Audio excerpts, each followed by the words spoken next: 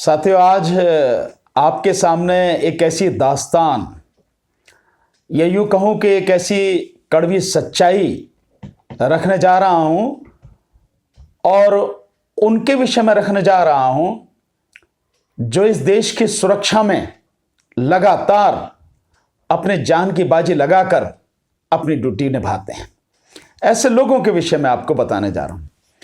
आपको ध्यान होगा, मैंने पहले जो हमारी सेना है, भारतीय सेना है, उस सेना में जो हमारे सैनिक हैं उनकी स्थिति और उस सेना से रिटायर्ड हमारे जो पूर्व सैनिक हैं उनकी स्थिति, उनकी जो बहुत सारी दिक्कतें हैं उनके विषय में मैंने आपको बताया था। लेकिन आज देश को और देश के साथ साथ उन लोगों को भी जिन लोगों के साथ में यह दिक्कत है और बाकी सबको भी एक बड़ी कड़वी सच्चाई मैं बताना चाहता हूं। बहुत ध्यान से इसे सुनने की, समझने की जरूरत है साथियों। ये जो मोदी सरकार है, ये जब से आई है, इसने देश के लिए हमने ये किया है, किसानों के लिए ये किया है, इसके लिए ये किया है, उसके लिए ये किया है, न जाने क्या क्या जो है चीजें की हैं। कभी न्यू इंडिया, कभी आत्मनिर्भर भारत, कभी कुछ कभी कुछ कभी कुछ, न जाने कितनी बातें कही हैं। पर सच्चाई कुछ और, हकीकत कुछ और है।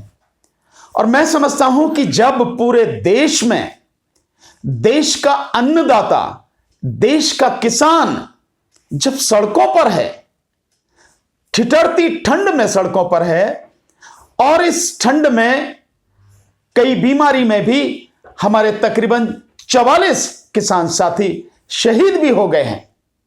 और आज इस दिन यानी आज 25 दिसंबर को माननीय प्रधानमंत्री जी श्री नरेंद्र मोदी जी ने अटल बिहारी वाजपेयी जी के जन्मदिन के उस उपलक्ष्य में जो बड़ा लंबा चौड़ा भाषण दिया है और जो जिस तरह से कि हमने किसानों के लिए किया है, किसान सम्मान निधि का जिक्र किया, उसमें किसान फसल बीमा का जिक्र किया और जाने कई चीजें जो की, और साथ में जो किसान आंदोलन कर रहे हैं जो लाखों की संख्या में है और पूरे देश का किसान आंदोलित है, सड़कों पर उतर रहा है।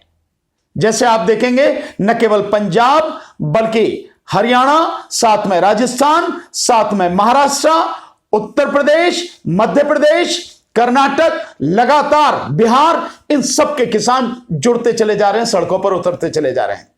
और आज जैसा आपने देखा है, आपको जानकारी होगी कि जो जयपुर हाईवे है वहां पर जो हरियाणा और राजस्थान के किसान साथी बैठे हैं, आज वहां पर महाराष्ट्र से चल के आए हजारों की संख्या में जो किसान साथी हैं हमारे, वो उस आंदोलन में वहां शामिल हो गए।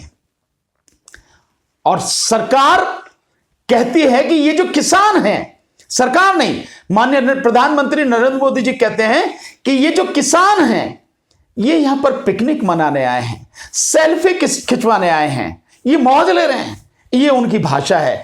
मतलब जो किसान इस देश को बचाने की लड़ाई लड़ रहा है, आपके गलत कार्यों को आप सुधारें, कानूनों को वापस लें, खत्म करें उन्हें और एमएसपी को कानून बनाएं, उसके लिए जो लड़ रहा है, प्रधानमंत्री बड़ी बेशर्मी के साथ में उसको कह रहे हैं कि वो वहां पिकनिक मनाने आए और सेल्फी खिंचवा रहे हैं। गजब है। ऐसे प्रधानमंत्री जो उनके दुख दर्द का कोई लेना देना नहीं है, उनसे कोई सरोकार नहीं है, लेकिन अपनी जो है बातें और उनको अपमानित करने में कोई कसर नहीं छोड़ रहे हैं। और अब मजेदार बात कि आज उन्होंने किसान सम्मान निधि के रूप में 18,000 करोड़ रुपए 9 करोड़ किसानों के खाते में देने की जो घोषणा की है। कहां है कि वो दे दिए गए हैं, बटन दबा के पहुंचा दिए गए। किस पे पहुंचेंगे नहीं पता, क्योंकि पीछे का जो कम से कम 3 बार का जो रिकॉर्ड है, वो रिकॉर्ड इस सरकार, वो रिकॉर्ड वेबसाइट से हटा भी दिया गया है। सरकार द्वारा वेबसाइट से वो रिकॉर्ड हटा भी दिया गया। फिर भी जो रिकॉर्ड है, नहीं पता किसके पास पहुंचेंगे, कितने पहुंचेंगे क्या नहीं पता, पर फिर भी अगर मान भी लिया जाए कि ये 9 करोड़ किसानों के खाते में पहुंच जाएंगे 18,000 करोड़ रुपए, तो एक किसान को जो 2,000 दिए गए हैं महीने में पड़ते हैं, क्योंकि 4 महीने में देते हैं ना, 6,000 2,000 रुपए 4 महीने में देते हैं, तो 2,000 रुपए से यानी एक महीने में 500 रुपए और एक दिन में 16 रुपए 32 पैसे एक किसान को मिलते हैं। यानी 16 रुपए 32 पैसे एक किसान को एक दिन में प्रधानमंत्री किसान सम्मान निधि दे रहे हैं। और इसकी कल्पना आप इससे कीजिए, इसकी तुलना आप इससे कीजिए कि प्रधानमंत्री नरेंद्र मोदी जी के चेहरे को दिखाने में, उनके प्रचार में, केवल उनका चेहरा दिखाने में जो प्रचार में खर्च हो रहा है वो 2 लाख रुपए प्रति मिनट के हिसाब से खर्च हो रहा है। 2 लाख रुपए प्रति मिनट के हिसाब से प्रधानमंत्री के प्रचार पर खर्च हो रहा है और 16 रुपए 32 पैसे एक किसान को एक दिन में किसान सम्मान निधि दी जा रही है। आप इसे किस तरह से देखेंगे, आप ही इसको कैलकुलेट करें। अब मैं उस बात पे आता हूं जो बहुत जरूरी है। साथियों, हमारे देश में सेना के साथ साथ और लगभग जितनी बड़ी संख्या में हमारी सेना है उसी तरह से पैरामिलिट्री फोर्सेस हैं, अर्धसैनिक बल हैं। और ये अर्धसैनिक बल लगभग इनकी संख्या 12 लाख है। आज मैं इन्हीं की पीड़ा, ये जो अर्धसैनिक बल हैं, आज मैं इन्हीं की पीड़ा, इन्हीं के दुख, इन्हीं की चीजें मैं आपके सामने रखूंगा, क्योंकि इनकी परिस्थितियां जो है बड़ी विकट परिस्थितियां हैं। और ये वो हैं जो हमारे जो अर्धसैनिक बल हैं, देश में जहां जहां भी इनकी जरूरत पड़ती है ये वहां जाते हैं। केवल इतना ही नहीं, जो देश की 18,000 किलोमीटर जो सीमा है, जो आप समझेंगे कि जो धरती की सीमा है, जो आप कहेंगे कि गुजरात से लेके और इधर आपके पंजाब, राजस्थान और यहां से होते हुए जम्मू कश्मीर और पूरा आपके उत्तराखंड, हिमाचल, उत्तर प्रदेश, ये सारा जो होते हुए असम तक, जो नॉर्थ ईस्ट तक जो जाता है, यानी धरती की जो सीमा है वो 18,000 किलोमीटर, उसकी न केवल ये रक्षा करते हैं, उस पर बहुत मुस्तैदी के साथ अपनी ड्यूटी देते हैं, बल्कि इसके साथ में देश में भी कहीं पर भी कोई आंदोलन हो, कोई कहीं झगड़ा हो जाए, कोई विषम परिस्थिति आ जाए, बाढ़ आ जाए, किसी तरह की मतलब और भी कोई जरूरतें हो, जो नक्सलाइट एरिया हैं, आतंकवाद से प्रभावित एरिया हैं, बड़े बड़े ऐसे खतरनाक जो क्षेत्र हैं, वहां पे लगातार ये ड्यूटी देते हैं। ये वो हमारे जो साथी हैं पैरामिलिट्री फोर्सेस के, यानी अर्धसैनिक बलों के वो जो साथी हैं, आज मैं उनकी पीड़ा आपके सामने रख रहा हूं।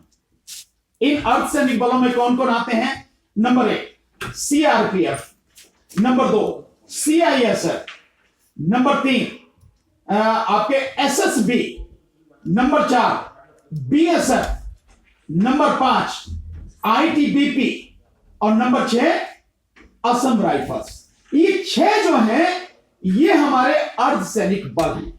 इनमें जो हमारे 4 हैं वो पूरी तरह से सीमा की रक्षा में लगे रहते हैं, और मैं पूरे विश्वास के साथ कह सकता हूं, पूरी जिम्मेदारी के साथ ये मैं कहूंगा कि उनका काम बिल्कुल वैसा है जैसा हमारी सेना का है। बल्कि कई मामलों में देखा जाए तो सेना से शायद एक कदम आगे हो सकता है, लेकिन सेना से कम तो नहीं है। हां, जब युद्ध होते हैं तो निश्चित रूप से युद्ध में सेना का सबसे बड़ा जो काम होता है, सबसे बड़ा योगदान सेना का होता है, सारा कंट्रोल सेना का हाथ में होता है। लेकिन उसके बावजूद भी ये सब उसको सेना को सपोर्ट करने के लिए सारे काम करते हैं। तो कौन है ये 4 जिनका लगभग सेना की तरह काम है? आप देखेंगे उनमें है बीएसएफ यानी बॉर्डर सिक्योरिटी फोर्स, इसके अलावा ITBP Indo Tibetan border police ITBP, इसके अलावा जो हमें असम राइफल्स, साथ में एसएसबी यानी सशस्त्र सीमा बल। ये 4 ऐसे हैं पैरामिलिट्री फोर्सेस के जिनका काम लगातार सीमा पर सेना की तरह काम करना है।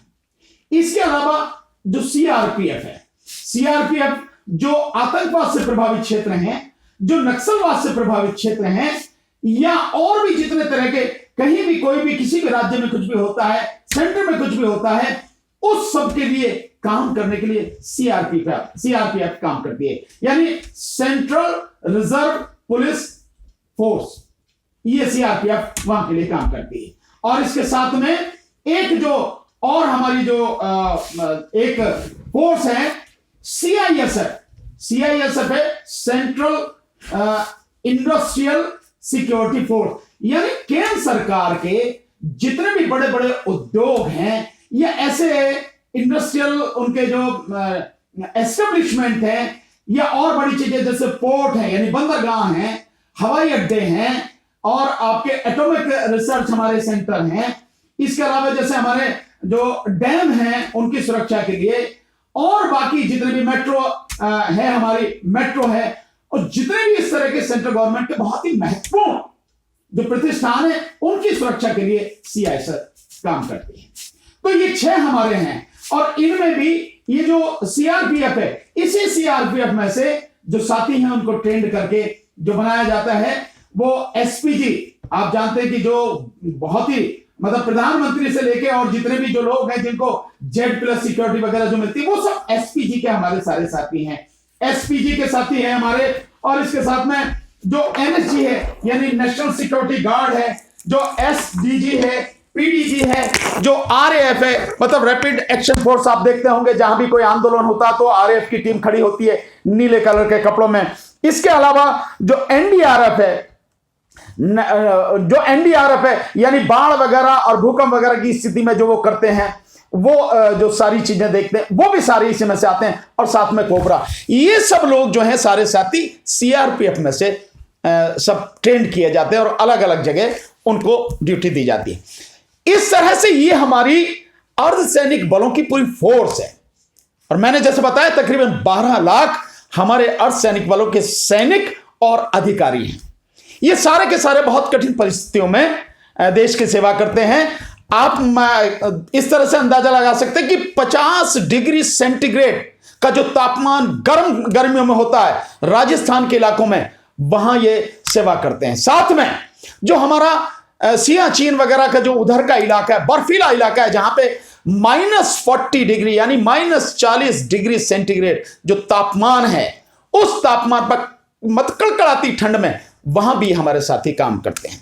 इतनी कठिन परिस्थितियों में काम करते हैं। असम के जो कई इलाके हैं बड़े ऐसे इलाके हैं, वहां तो एक मच्छर इस तरह का उस इलाकों में होता है नॉर्थ ईस्ट के में कि हर समय एक मच्छरदानी टाइप का, एक जाली टाइप का उन्हें हेलमेट पहन के रखना पड़ता है, काट दे तो उनकी मौत भी हो जाती है। ऐसे इलाकों में वो हमारे साथी काम करते हैं। इन साथियों की बड़ी जायज डिमांड है, एक बहुत ही जायज, इनकी करीब 10-12 मांगे हैं और पिछले लगभग 7-8 साल से, 7 साल से तो पक्का है कि इनकी जो मांगे हैं उनको लेकर ये लगातार जो इनके सेवानिवृत्त साथी हैं, जो रिटायर्ड साथी हैं, वो साथी जिनकी संख्या मतलब थोड़ी नहीं, उनकी संख्या भी लगभग 8 लाख उनकी संख्या है पूरे देश में, वो सारे साथी लगातार डिमांड कर रहे हैं। लेकिन उनकी ये 10-12 जो डिमांड है सरकार पूरी नहीं कर सकी। ये वही है राष्ट्रभक्त सरकार जो राष्ट्रभक्ति के नाम पे, देशभक्ति के नाम पे, राष्ट्रवाद के नाम पे लगातार नौटंकी करती है, नौटंकी। और ये वही है जो वो सरकार है जिसने जब पुलवामा कांड हुआ, आप जानते हैं 2019 में 14 फरवरी को जो पुलवामा कांड हुआ, उस पुलवामा कांड में हमारे सीआरपीएफ के जो 44 जवान शहीद हुए, उसके बाद की स्थिति में आज तक उनकी क्या स्थिति है, उनके घर की क्या स्थिति है, कोई देखने नहीं गया, कोई खबर लेने नहीं गया है। कैसे वो जी रहे हैं, कैसे मर रहे हैं, क्यों? क्योंकि वो अधिकतर जो हैं वो किसानों के बच्चे आते हैं, गरीब परिवारों के बच्चे आते हैं। तो वो जो साथी हैं, उन साथियों की कोई खबर लेने नहीं है। उनकी जो डिमांड है वो डिमांड आज तक पूरी नहीं हुई। बहुत बड़ी डिमांड नहीं है, बड़ी छोटी सी डिमांड है। मैं आपको एक एक करके बताता हूं जो उनकी डिमांड है और आप देखेंगे, क्योंकि मैं ये मानता हूं, देखिए एक चीज को समझना बहुत जरूरी है कि इनकी जो वर्किंग कंडीशंस हैं और इनका जो काम करने की जो इनको ड्यूटी दी जाती है वो कैसी है। वो बिल्कुल मैं कह सकता हूं पूरे विश्वास के साथ कि जैसी सेना की ड्यूटी है लगभग उसी तरह की सेना की तरह ही उनका भी काम है। तो मैं समझता हूं सेना की तरह उन्हें सुविधा भी दी जानी चाहिए, कोई दिक्कत इसमें नहीं है। क्योंकि रात दिन काम करते हैं, इलेक्शन करते हैं, तो यही सारे जो साथी हैं अर्धसैनिक बलों को, सीआरपीएफ के और सीआईएसएफ के, यही सारे के जवान जो सारा सब करवाते हैं, मतलब किसी भी स्थिति में यही सब है। तो क्या डिमांड है इनकी? एक इनकी डिमांड है 1 रैंक 1 पेंशन के, जैसे सेना की डिमांड है 1 रैंक 1 पेंशन की। मोदी जी ने बड़ा रेवाड़ी में जो बड़ी जबरदस्त मीटिंग हुई थी, रैली हुई थी 2014 के चुनाव से पहले, बड़ा भाषण देकर बहुत ही वो किया था कि 1 रैंक 1 पेंशन देंगे, और दिया कुछ नहीं।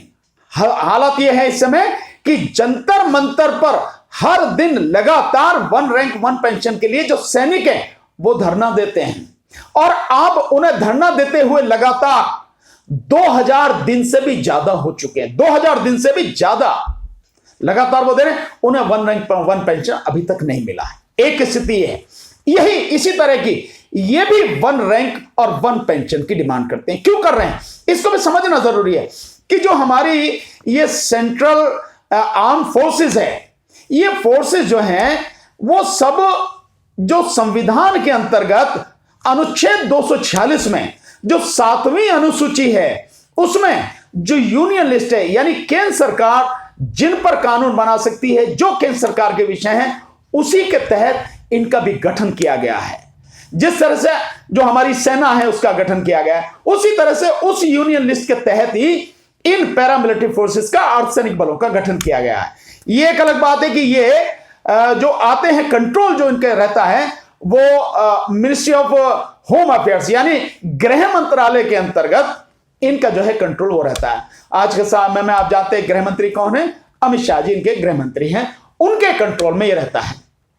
तो ये जो हमारी फोर्सेस हैं ये गृह मंत्रालय के अंतर्गत काम करती हैं। 1 रैंक 1 पेंशन की डिमांड कर रहे हैं, सेना की तर्ज पर देना चाहिए, क्या दिक्कत है इसमें? इसके अलावा एक बड़ी मजेदार, बहुत ही अच्छी इनकी डिमांड है, बिल्कुल जेन्युइन डिमांड।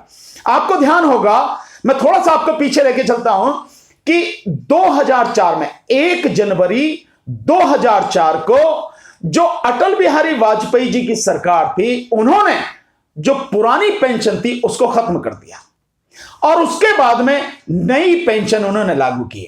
नई पेंशन किस तरह से था? नई पेंशन का कि जो भी नई पेंशन यानी 1 जनवरी 2004 और उसके बाद में जितने भी लोग नौकरी में आएंगे सेंट्रल गवर्नमेंट की के, वो सब के सब उनको नई पेंशन स्कीम जो उसके तहत पेंशन मिलेगी। वो क्या स्कीम है?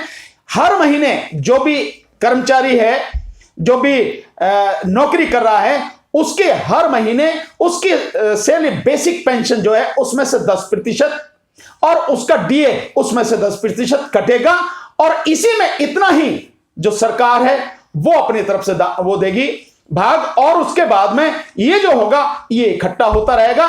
इसको रेगुलेट करने के लिए एक अथॉरिटी बनाई गई है, वो जो अथॉरिटी है वो उसको किस किस तरह से कंट्रोल करेगी, वो उसका वो देखेगी, और इसमें से पेंशन मिलेगी। ये एक स्थिति है। उसको जो है गवर्नमेंट ने अभी 10% जो हिस्सा अपनी तरफ से गवर्नमेंट को देना था उसे बढ़ा के अब 14% कर दिया, बस इतना ही हुआ, बाकी कुछ नहीं है। जो पुरानी पेंशन थी, पुरानी पेंशन में जो परिवार की भी पेंशन थी, परिवार को भी पेंशन मिलती। इस नई पेंशन में परिवार को पेंशन नहीं मिलती, पुरानी पेंशन में परिवार को पेंशन मिलती थी। परिवार की पेंशन अब होता क्या था कि, और पेंशन कैसे तय होती थी? व्यक्ति जिस समय रिटायर होता था, यानी जो कर्मचारी जिस दिन रिटायर हो रहा था, उस दिन उसकी जो पे थी, उस पे का आधा उसकी पेंशन होती थी, प्लस उसमें डीए जुड़ता था। परिवार की पेंशन उसमें शामिल होकर उसको मिलती थी, और वो जब भी वेतन आयोग के माध्यम से उनकी जो जब लोगों की सैलरी बढ़ती थी तो पेंशन भी बढ़ती थी, और जब पेंशन बढ़ती थी तो उसके साथ में डीए वगैरह वो सारी चीज बनती थी, तो एक व्यक्ति एक जीने के लायक उसकी व्यवस्था हो जाती थी। वो खत्म करके नई पेंशन दे दी, और इसका विरोध सारे सरकारी कर्मचारी जो नई पेंशन जिनको मिल रही है उसका विरोध कर रहे हैं। सरकार कुछ नहीं सुन रही। ये जो हमारे जो अर्धसैनिक बलों के साथी हैं, ये भी वो नई पेंशन का विरोध कर रहे हैं, और वो इस आधार पर विरोध कर रहे हैं, बड़ा जायज उनका विरोध है। वैसे तो सभी का विरोध बिल्कुल जायज है, पुरानी पेंशन होनी चाहिए, क्योंकि एक व्यक्ति 30-32 साल अपनी जिंदगी के सबसे कीमती साल आपको देता है, सरकार को देता है, तो उसके बुढ़ापे में उसकी जिम्मेदारी संभालना ये सरकार की जिम्मेदारी है, उसकी देखभाल करना सरकार की जिम्मेदारी है। इसीलिए व्यवस्था जो की गई थी वो पेंशन की व्यवस्था इसीलिए की गई थी, लेकिन सरकार ने वो सब कुछ खत्म कर दिया, क्योंकि ये तो सरकार ही ऐसी है। इस सरकार को किसी चीज की वो है नहीं, कुछ भी अपने जिम्मेदारी कोई भी रखना नहीं चाहती। बीजेपी सरकार की यही खासियत है, चाहे अटल बिहारी वाजपेयी की सरकार रही हो और चाहे वर्तमान हमारे प्रधानमंत्री नरेंद्र मोदी जी की सरकार। तो उनका कहना यह है अर्धसैनिक बलों का कि जब सेना को आप पुरानी पेंशन के आधार पर पेंशन दे रहे हैं, हालांकि वो बेचारे अपनी पेंशन के लिए, जो सैनिक हैं वो भी अपनी पेंशन के लिए लगातार संघर्ष कर रहे हैं, अभी तक उन्हें कुछ नहीं मिला, बड़ी बुरी स्थिति है उनकी भी। फिर भी वो ये कह रहे हैं कि उनको अगर आपने नई पेंशन स्कीम से अलग रखा है और पुरानी पेंशन के हिसाब से दे रहे हैं, तो हमें भी पुरानी पेंशन दी जाए, नई पेंशन नहीं दी जाए। एक जो इनकी बड़ी डिमांड है वो ये कहते हैं कि जो जैसे हमारे फौज के जो हमारे सैनिक हैं उनको रिटायरमेंट के बाद एक्स सर्विस का जो एक्स सर्विसमैन का दर्जा होता है, ये भी यही चाहते हैं कि हमें जो है एक्स पैरामिलिट्री सर्विस के हिसाब से वो स्टेटस जो है हमें दिया जाए, एक्स सर्विसमैन का स्टेटस दिया जाए।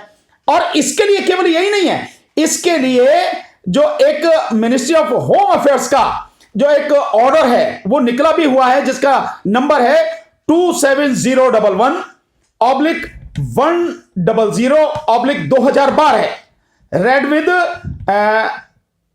डेटेड 23/11/2012, मतलब 23/11/2012 का ये एक order ministry of home affairs गृह मंत्रालय का निकला हुआ है कि इनको वो स्टेटस दिया जाए एक्स सर्विसमैन का, बावजूद उसके दिया नहीं गया। ये बड़ी जेन्युइन डिमांड कब का, 2012 का, 2012 में निकला और इस समय 2020, अब 2021 शुरू होने वाली, इनकी डिमांड पूरी नहीं की गई, बहुत मामूली सी डिमांड।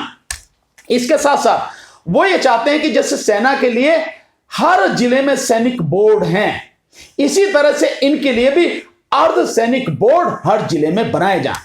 मैं समझता हूं इसमें क्या दिक्कत है, कोई दिक्कत किसी भी तरह की है नहीं, सरकार को करना चाहिए भाई। कम से कम ये जो अर्धसैनिक बल हैं हमारे साथी, अगर इनकी कोई दिक्कत होती है इनकी देखभाल के लिए, भलाई के लिए अर्धसैनिक बोर्ड जो है बना दिया जाए तो क्या दिक्कत है। हर एक का अपना अपना डिपार्टमेंट अलग तरीके से उनको हैंडल करें, उनकी दिक्कतों को जानता समझता हो, तो ये चीजें होनी चाहिए। बहुत छोटी सी चीजें हैं लेकिन आप दे नहीं रहे हैं, और उन परिस्थितियों में, जिस परिस्थितियों में वो लोग काम कर रहे हैं उसके बावजूद भी आप नहीं दे रहे हैं।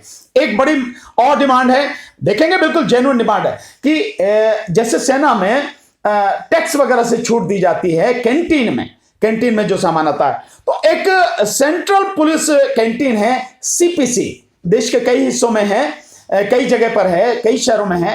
तो उसमें ये चाहते हैं कि सरकार जो 50% जीएसटी की रिबेट है वो उन्हें दी जाए। ये मतलब ये स्थिति उनकी है, सेंट्रल जो उनकी जो कैंटीन है उस पर दी जाए।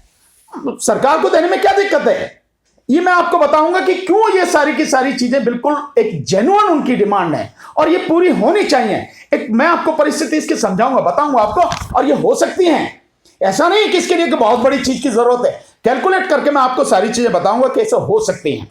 एक इनकी बड़ी एक और डिमांड है कि जो सेना में है, हालांकि जो सेना में है वहां भी बहुत दिक्कतें लगातार है। एक होती है एमएसपी, आप देखेंगे एमएसपी किसानों के लिए, यानी मिनिमम सपोर्ट प्राइस, किसानों को नहीं मिल रही है एमएसपी, मात्र 6% किसानों को मिल रही है, 94% यानी 94% किसानों को एमएसपी नहीं मिली, वहां भी एमएसपी है, मिनिमम सपोर्ट प्राइस। सेना में भी एमएसपी है, यानी मिलिट्री सर्विस पे, उसमें भी बड़ा भेदभाव है, बड़ी मजेदार स्थिति। उसमें 3 स्थिति हैं। जो सैनिक हैं उनको जो मिल रही है एमएसपी वो 5,500 रुपए मिल रही है, और जो नर्सिंग स्टाफ है उनको मिलती है 10,500, और जो ऑफिसर्स हैं उनको मिल रही है करीब 15 या 15,500। ये एमएसपी। इसी तरह और उनकी डिमांड सेना के साथियों के बिल्कुल जायज डिमांड है, और मैं समझता हूं कि जो सेना के अधिकारी हैं वो भी किसी भी तरह की इसमें कोई विरोध नहीं कर रहे हैं, वो भी चाहते हैं कि हो जाए, हमें कोई दिक्कत नहीं है। मैंने कई अधिकारियों से मेरी बात हुई है जो रिटायर्ड अधिकारी हैं सेना के, वो चाहते हैं कि हाँ ये तो हो जाए, कि दिक्कत नहीं है, हमें क्या दिक्कत है इसमें। वो सारे अधिकारी भी ये चाहते हैं, लेकिन हो नहीं रही, सरकार कर नहीं रही। भाई आप इसको बराबर कर दीजिए कि जो व्यक्ति अपनी जान गंवा रहा है, जान को हथेली पर रख के देश की रक्षा कर रहा है, स्वाभाविक है, उसको ज्यादा मिलनी चाहिए, पर ज्यादा नहीं तो कम से कम सबकी बराबर कर दीजिए। सभी को 15,500 जो है रुपए आप एमएसपी कर दीजिए सेना में, कोई दिक्कत नहीं। इसी तरह की एमएसपी की तर्ज पर ये जो हमारे जो अर्धसैनिक बल हैं, ये भी पैरामिलिट्री सर्विस पे यानी पीएसपी इसकी डिमांड कर रहे हैं। जायज डिमांड है, ये बहुत ऐसी जायज डिमांड है और कोई बड़ी डिमांड नहीं है। इसके अलावा जो और ये कर रहे हैं, एक किसी भी डिपार्टमेंट के जो अधिकारी कर्मचारी हैं उनका जो किस तरह से वो काम करेंगे, किस तरह से उनको सारा डील किया जाएगा, क्या क्या उनके अधिकार कर्तव्य, कैसे जो सारी चीजें को उसके रूल्स बनते हैं, सर्विस रूल्स होते हैं। तो एक सीसीएस रूल्स है यानी सिविल सर्विस रूल्स जो है करके, इनकी एक बहुत छोटी सी डिमांड है कि भाई हमारे जो पैरामिलिट्री फोर्सेस हैं इनके सर्विस रूल्स आप बिल्कुल अलग कर दीजिए। पैरामिलिट्री सर्विस रूल्स, इसमें क्या लगना है, इसमें तो पैसे भी नहीं लगने हैं। इस सारी डिमांड में तो पैसे भी नहीं लगने, सरकार इसे भी नहीं कर पा रही, उनके लिए रूल ही तो बनाने अलग से। जैसे मैं आप इसको एक उदाहरण इसका बताऊं कि दिल्ली, हरियाणा, पंजाब और हिमाचल प्रदेश, इनके लिए पहले पुलिस रूल्स जो हैं वो पंजाब पुलिस रूल्स थे। पंजाब पुलिस रूल, ये चारों स्टेट केवल पंजाब पुलिस रूल्स के तहत गवर्न होते थे कि पुलिस की वर्किंग किस तरह से रहेगी। बाद में धीरे धीरे हुआ कि अलग अलग रूल्स बने, और जैसे दिल्ली है अब उसके लिए दिल्ली के अपने अलग रूल्स बन गए, दिल्ली पुलिस रूल्स जो हैं। तो इसी तरह से इनकी डिमांड है, इसमें तो कुछ लगना ही नहीं है इनके रूल्स, ताकि ये अपने उस रूल्स के तहत गवर्न हो सके, क्योंकि इनकी जो जॉब है वो सिविल सर्विसेज के जो लोग हैं उनसे अलग हटके हैं, ये आर्म फोर्सेस के लोग हैं। तो जैसे मिलिट्री के लिए उनके रूल्स हैं, इसी तरह से इनके लिए भी रूल्स होने चाहिए। ये इस रूल्स की डिमांड कर रहे हैं, बड़ी जेन्युइन डिमांड है, इसको सरकार को जरूर पूरा करना चाहिए। एक और डिमांड है कि जैसे ईसीएच की है, यानी एक्स सर्विसमैन कंट्रीब्यूटिव हेल्थ जो स्कीम है वो होनी चाहिए। मैं इसमें थोड़ा सा मैं इससे आगे बढ़ के कहूं, हालांकि ये इनका इसमें यह भी कहना है कि इस तरह से हमारे हो जैसे सेना के लिए है, या फिर जो है डिस्ट्रिक्ट वाइज जो है सीजीएचएस जो है उसकी जो डिस्पेंसरीज है वो खोली जाए। मेरा इसमें अपना व्यक्तिगत ये है कि इसके बजाय जो ईसीएचएस है, इसके बजाय होना यह चाहिए कि जितने भी लोग सर्विस करने वाले हैं उन सभी के लिए किसी भी तरह का, जो हमारे सेना के हैं उनके लिए तो बिल्कुल अलग ही किया जाए, पूरा उनका अलग होना चाहिए ताकि उन्हें किसी तरह की दिक्कत ना हो। इसके अलावा जो हमारे आर्म फोर्सेस के साथी हैं और बाकी सब जो लोग हैं, इन सब के लिए सीजीएचएस की डिस्पेंसरी अच्छी वाली, जिनमें हर तरह की दवाइयां उपलब्ध हो, हर तरह की सुविधा उपलब्ध हो, ताकि कहीं किसी को दिक्कत ना आए, किसी के सामने कोई बीमार हो, कोई घटना घट जाए, कोई दुर्घटना हो जाए तो उसका प्रॉपर ट्रीटमेंट हो सके, उसको पूरा इलाज मिल सके, वो सारी चीज होनी चाहिए। और उसमें भी ये होना चाहिए, कई जगह ये नहीं है, कहीं कहीं दिक्कत है, तो बहुत स्पष्ट रूप से होना चाहिए, कहीं ये है कहीं नहीं है, लेकिन ऐसा होना चाहिए कि बिना एक पैसा जमा कराए उनका प्रॉपर तरीके से ट्रीटमेंट होना चाहिए। ये जितने भी सरकारी कर्मचारी हैं उन सबके लिए हो तो कोई दिक्कत नहीं, बट आर्म फोर्सेस के लिए जो साथी हैं अर्धसैनिक बलों के लिए, उनके लिए सेना की तरह अलग से भी हो जाए तो कोई दिक्कत नहीं। एक चीज मैं आपको बताना चाहूंगा, ये मेरे प्रैक्टिकल मेरा अनुभव है, मैंने देखा है कि जो अर्धसैनिक बल हैं, विशेषकर सीआरपीएफ के, सीआईएसएफ वगैरह के, इनके जहां जहां भी जिस राज्य में या राज्य में भी किसी जिले में जहां जहां इनको भेजा गया है, जहां जहां ये रहते हैं, ग्रुप सेंटर्स कई जगह हैं जिनमें ये सारे रहते हैं, और वहां पे इनके सारे अर्धसैनिक बलों के जो हमारे साथी हैं सैनिक वो भी रहते हैं, उनके ऑफिस में तो पूरा एस्टेब्लिशमेंट होता है, वहां हॉस्पिटल भी होता है। लेकिन वो हॉस्पिटल केवल कहने के लिए ही हॉस्पिटल माना जा सकता है उसे, क्योंकि अगर कोई जरा सी दिक्कत हो जाती है तो जिस जिले में वो ग्रुप सेंटर एस्टेब्लिश है, वो अगर कोई ज्यादा दिक्कत है तो तुरंत उस हॉस्पिटल को रेफर करना पड़ता है। मैं ये मानता हूं कि जहां ग्रुप सेंटर है वहां तो बहुत बड़ी संख्या में ये अर्धसैनिक बल रहते हैं, उनके लिए प्रॉपर तरीके से वहां हॉस्पिटल क्यों नहीं होना चाहिए। और केवल ये नहीं, ये इनकी डिमांड होनी चाहिए, और मैं मानता हूं कि एक और बड़ी डिमांड है वो होनी भी चाहिए, और बिल्कुल जायज डिमांड है। जैसे सेना के लिए research and referral hospital Delhi में है, बड़े हॉस्पिटल्स हैं, और सेना के अलग अलग भी जहां देखी जाए अच्छे हॉस्पिटल सेना के लिए हैं, ये भी सेना की तरह ही काम करते हैं, तो इनके लिए भी इसी तरह के हॉस्पिटल्स क्यों नहीं होने चाहिए, क्यों इन्हें भेजा जाता है, कि अगर आप देखें तो अगर आपको देखना है तो मैं आपको मिल जाएगी देखने के लिए, बड़ा नजारा मिल जाएगा। दिल्ली में जो अर्धसैनिक बल हैं, अगर कोई ज्यादा दिक्कत हो जाती है तो आप सुबह हर रोज जाके देखिए, जो सीआरपीएफ के जो साथी हैं, जो अर्धसैनिक बलों के साथी हैं, वो आपको एम्स में वहां गाड़ी उनकी खड़ी मिल जाएगी, वहां दिखाने आते हैं, सफदरजंग में। मतलब ये स्थिति है। क्यों नहीं उनके लिए उनके ही अपने हॉस्पिटल, उनके द्वारा गवर्न, उनके द्वारा सारा उसका जो है देखभाल एस्टेब्लिशमेंट होना चाहिए। भाई अर्धसैनिक बल हैं, उनको सुविधा देनी चाहिए। ये लोग देश की रक्षा में हैं लगातार, और देश की रक्षा से ज्यादा तो मैं देखता हूं कई बार तो ये सरकार की रक्षा कर रहे होते हैं। सारे जो चीजें हैं, आप देखिए किसान आंदोलन इस समय चल रहा है, जहां जहां भी किसान इकट्ठे हैं, सब जगह ये सारे के सारे सीआरपीएफ के जो साथी हैं वो लगा रखे हैं, जो सब मतलब पैरामिलिट्री फोर्सेस के साथी अर्धसैनिक बल के, ये सब वहां लगा रखे हैं। इनको जब आप इस तरह का सारा काम दे रहे हैं, वो जो सब है, इनके लिए वो सुविधाएं क्यों नहीं देते हैं? ये सुविधाएं देनी चाहिए। एक और इनकी जो मैं इसको मानता हूं कि एक तो सीजीएचएस की जो फैसिलिटी है वो इनको प्रोवाइड कराई जानी चाहिए, और बिना किसी उसके जो है एक पैसा जमा कराए, जो इनका है पूरा आई कार्ड वगैरह बन के बिना पैसे के इलाज होना चाहिए। कितना भी बड़ा खर्चा हो, कितनी भी बड़ी बीमारी का ट्रीटमेंट हो, वो प्रॉपर तरीके से होना चाहिए। साथ में एक बहुत अच्छी है, जैसे आप कहेंगे इनकी है कि इनके जो सीआरपी अर्धसैनिक बलों के जो जवान शहीद होते हैं, आखिर वो देश की रक्षा के लिए शहीद होते हैं ना।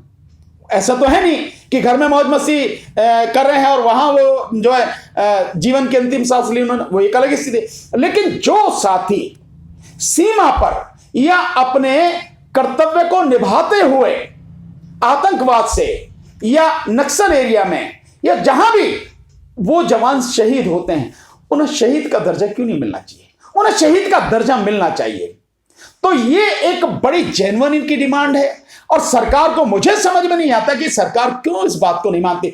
न केवल उन्हें शहीद का दर्जा मिलना चाहिए। अब आपसे मैं पूछना चाहता हूं, अब तक आजादी के बाद से अब तक देश में अर्धसैनिक बलों के तकरीबन 33,000 से ज्यादा जवान शहीद हो चुके हैं।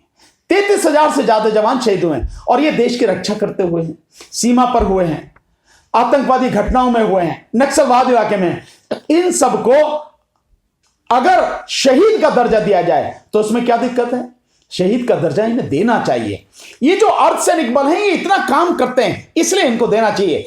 ड्यूटी इनकी 8 घंटे की है, काम इनसे आप 12 घंटे का, 14 घंटे का, कई बार 16-16 घंटे का काम ले रहे हैं, और फिर भी इनको इतना सम्मान भी नहीं दे रहे। और न केवल इनको शहीद का दर्जा देना चाहिए, बल्कि जो इनकी डिमांड है 1 करोड़ रुपया एक्स ग्रेशिया तुरंत इनको दिया जाना चाहिए परिवार को, और परिवार के व्यक्ति को नौकरी, और इनका रिहेबिलिटेशन, इनका जो है पुनर्स्थापन जो कहीं पे भी हो, इनको प्रॉपर तरीके से हो जाना चाहिए। जो व्यक्ति देश की सेवा में शहीद हो गया, उसको पूरा सम्मान मिलना चाहिए।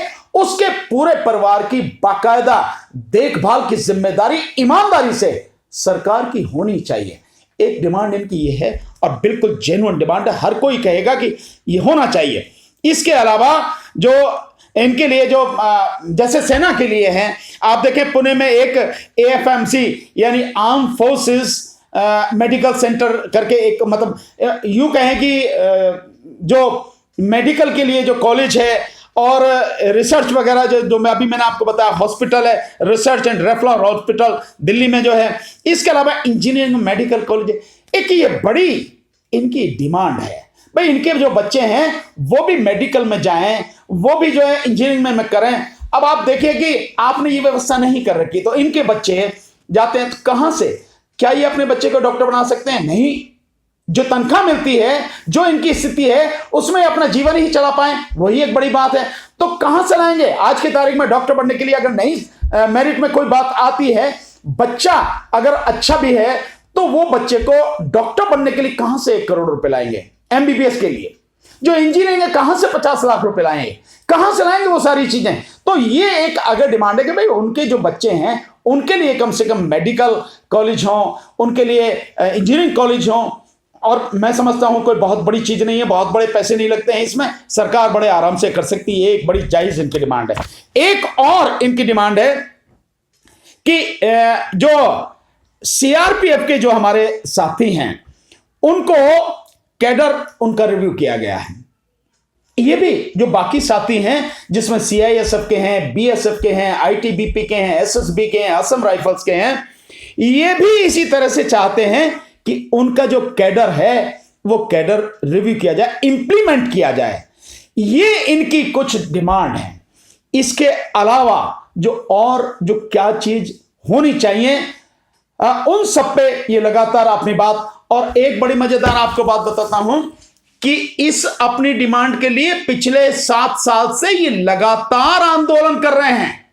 जंतर मंतर पर कई बार इन्होंने आंदोलन किया है, गृह मंत्री से मिले हैं, प्रधानमंत्री से मिले हैं, ज्ञापन दिया है, राष्ट्रपति तक को जो है इन्होंने ज्ञापन दिया है, लेकिन कोई इनकी बात इंप्लीमेंट किसी भी तरह से हो नहीं रही है। क्या होनी नहीं चाहिए, मैं आपसे जानना चाहता हूं। कितना बड़ा खर्चा हो जाएगा, ये जो सारी की सारी चीजें हैं इनमें आखिर कितना बड़ा खर्चा हो जाएगा। मैं समझता हूं अगर मैं कैलकुलेट करूं तो ये सारी की सारी चीजों में हमारे देश के प्रधानमंत्री जी माननीय श्री नरेंद्र मोदी जी, इनके प्रचार पर जो 1 मिनट में 2 लाख रुपए खर्च हो रहे हैं, इसको 1 साल में जो खर्चा हो रहा है आप कैलकुलेट कर लीजिए। 1 मिनट में प्रचार के लिए 2 लाख रुपए प्रधानमंत्री के प्रचार पर, और 2014 से लगातार ये हो रहा है। इसमें आप देखेंगे जगह जगह जो प्रधानमंत्री के आप पेट्रोल पंप पे कभी कहीं हर जगह होर्डिंग बड़े बड़े लगे हैं, हर मीडिया में उनका चेहरा, हर स्कीम प्रधानमंत्री के नाम से। ये सारा जो प्रचार हो रहा है 2 लाख रुपए प्रति मिनट के हिसाब से खर्च हो रहा है। 1 साल का खर्चा अगर उसको कैलकुलेट कर ली जाए तो मैं पूरे विश्वास के साथ कह सकता हूं उस 1 साल के प्रधानमंत्री के प्रचार में जो खर्च हो रहा है उतने पैसे में इनकी ये सारी समस्या हल हो जाएंगी। थोड़ा बहुत और ज्यादा हो सकता, इससे ज्यादा नहीं होगा। इनकी ये सारी समस्याएं हल हो जाएंगी। क्या करना नहीं चाहिए? क्या प्रधानमंत्री को, गृह मंत्री को, देशभक्ति की बात करने वाली, राष्ट्रवाद की बात करने वाली इस मोदी सरकार को इन सारे जो हमारे साथी हैं इनकी डिमांड पूरी नहीं करनी चाहिए? एक और चीज मैं आपको बताना चाहता हूं, बड़ी अजीब स्थिति है कि ये जितने भी हमारे साथी हैं जो फोर्सेस के हैं, इनको जो टोल पोस्ट हैं, यानी कि जो सरकार ने, केंद्र सरकार ने NHAI के, national highway authority of India के जितने भी टोल नाके बना रखे हैं, वहां पर भी इनसे क्यों लिया जाए पैसा? इनसे टोल क्यों लिया जाए? इनको टोल फ्री होना चाहिए, सारे साथियों को आजीवन होना चाहिए। और मैं तो कहता हूं कि टोल नाकों पर केवल जो कमर्शियल वाहन हैं, उन कमर्शियल वाहनों के अलावा किसी से भी टोल टैक्स नहीं लिया जाना चाहिए। और कारण इसका बताता हूं, जब सरकार, कोई भी व्यक्ति गाड़ी खरीदता है, गाड़ी बाहर आने से पहले ही उसका रोड टैक्स जमा होता है, होता नहीं होता? रजिस्ट्रेशन के अलावा जो रोड टैक्स होता है वो जमा होता है। रोड टैक्स जमा होता है वो भी लाखों की, में छोटी गाड़ी से लेकर बड़ी गाड़ी तक हजारों से लेकर लाखों में होता है, वो जमा होता है। जब आप एक बार गाड़ी निकलती ही तब जब आप उससे रोड टैक्स ले लेते हैं, तो क्यों नहीं आप रोड टैक्स, जो टोल रोड है, टोल टैक्स है, उसको खत्म कर देते हैं? क्यों लेते हैं आप? और वो पड़ता कितना? आप जरा कैलकुलेट करके देखें, लगभग 1 रुपए प्रति किलोमीटर के हिसाब से, लगभग 1 रुपए प्रति किलोमीटर के हिसाब से वो पड़ जाता है। यानी आदमी आपको रोड टैक्स भी दे रहा है, बाकी सारी टैक्स भी दे रहा है, हर चीज पर टैक्स दे रहा है, और गाड़ी चला रहा तो वो भी, गाड़ी में तेल तो खर्च हो ही रहा है, उसके अलावा सरकार को दे रहा 1 रुपए प्रति किलोमीटर के हिसाब से वो खर्चा दे रहा है, टैक्स दे रहा। ये सारी स्थितियां, मेरा मानना यह है कि ये जो हमारे अर्धसैनिक बल हैं, पैरामिलिट्री फोर्सेस हैं, CRPF, CISF, BSF, ITBP, Assam rifles, SSB, ये सारे साथी, इन सबको जो इनकी डिमांड है सरकार को पूरी करनी चाहिए। सरकार अगर इन जायज डिमांड को पूरी नहीं कर सकती तो और क्या करेगी? साथियों, मैं आपकी इन मांगों से पूरी तरह से सहमत हूं। जो आप ये कह रहे हैं, आपकी बिल्कुल जायज ये मांगे हैं, ये पूरी होनी चाहिए। मैं पूरी तरह से आपके साथ में हूं, पूरी तरह से आपकी आवाज को बुलंद आवाज में सबको कहूंगा, सबको बताऊंगा, क्योंकि लोगों को यह पता होनी चाहिए कि जो हमारे अर्धसैनिक बल हैं किस स्थिति में जी रहे हैं। सरकार को कोई नौटंकी नहीं करनी चाहिए। जो लोग देश के लिए अपनी जान कुर्बान करते हैं, उनका सम्मान करते हैं, उनको जो जायज उनका हक है वो देना चाहिए।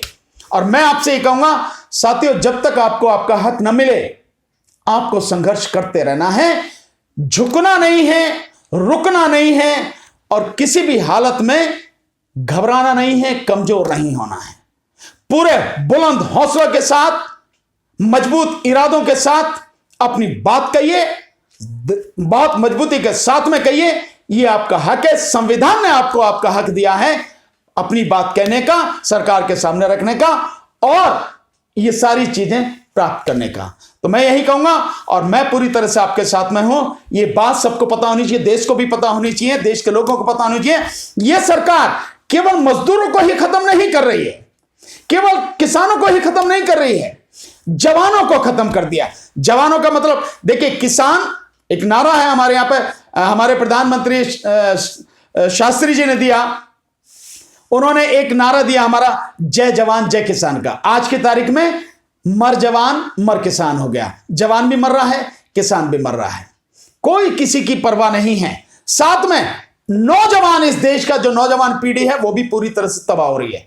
कोई नौकरी नहीं, कोई रोजगार नहीं, 35 करोड़ लोग बेरोजगार हैं। सरकार के कान पर जूं नहीं चलती। आज प्रधानमंत्री ने जो भाषण दिया ना, इतना लंबा चौड़ा, आप जानते हैं कितना खर्चा हुआ उस पर? तकरीबन 300 करोड़, 250 से 300 करोड़ रुपए खर्चा हुआ है। कैसे खर्चा हुआ है कि 5 लाख रुपए प्रति मिनट जो प्रसारण हुआ है, उस प्रसारण पे खर्च हुआ है। और इसके अलावा सारे मंत्री, सारे नेता देश के भिन्न भिन्न भागों में जा जाके उन्होंने जब लोगों को इकट्ठा करके उनको प्रधानमंत्री जी का भाषण दिखाने के लिए जो सारी व्यवस्था की, उस सब में मिला के जो खर्चा हुआ है वो तकरीबन टोटल जो खर्चा है वो तकरीबन 250 से 300 करोड़ हुआ है। यही प्रधानमंत्री की है, मतलब लोगों को देंगे नहीं, अपने ऊपर खर्चा करेंगे। प्रधानमंत्री पे खर्चा कितना होता है मैंने आपको बताया, 2 लाख रुपए प्रति मिनट उनके प्रचार पर होता है। और टोटल जो खर्चा होता है उसमें आप ऐड कीजिए 600 करोड़ रुपए साल के प्रधानमंत्री की सुरक्षा पर खर्च होता है। बजट में है ये सारा। इसके अलावा और जो सारी चीजें हैं उन पे मिला के वो जो टोटल खर्चा है वो तकरीबन 2000 करोड़ रुपए प्रधानमंत्री पर साल का खर्चा होता है। ये प्रचार से अलग है, जो प्रचार हो रहा है उससे अलग है ये सब कुछ, ये जो खर्चा है। क्योंकि प्रधानमंत्री जहां जाते हैं, जिस जगह भी मीटिंग करते हैं, अगर कहीं पे रैली कर रहे हैं तो प्रधानमंत्री की जितनी रैली हुई, एक रैली में 50 करोड़ से लेकर 100 करोड़ रुपए पूरा खर्चा होता है। क्योंकि पूरा प्रशासन, एसपी, एसएसपी, पूरा पुलिस फोर्स, पूरा डीएम, सारा स्टाफ भागा दौड़ा, और ये सब जो जगह बनाई जाती है, टेंट बनाए जाते हैं, उनकी सारी व्यवस्था की जाए, इतना खर्चा होता है। ऐसे खर्चीले हमारे प्रधानमंत्री जो 10,000 करोड़ का अपने लिए एक जहाज लेकर आए हैं जिसमें वो चलेंगे। अब से पहले तो प्रधानमंत्री रहे, वे तो बेचारे किसी में चलते ही नहीं थे।